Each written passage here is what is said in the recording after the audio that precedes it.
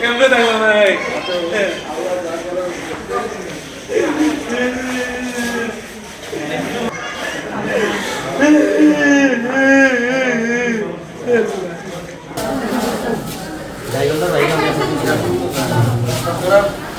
School committee নিয়ে দুইটা পক্ষের একটা কোন্দল গন্ডগোল সৃষ্টি হয়ে ইনস্ট্যান্ট এটা একটা চাকু দিয়ে, আমি আঘাত দেখে যেটা বুঝলাম, একটা চাকু দিয়ে ঘাড়ের পিছনে আঘাত করা হয়েছে এবং প্রচন্ড রক্তক্ষরণের ফলেই, আমার সাথে যে ডাক্তার ভাইও আছেন সাকাতের, তো উনিও দেখছেন রক্তক্ষরণের ফলেই মৃত্যুটা হয়েছে। তা আমরা অভিযান চলমান রেখেছি, দেখি যারাই জড়িত হোক আমরা ব্যবস্থা নিব।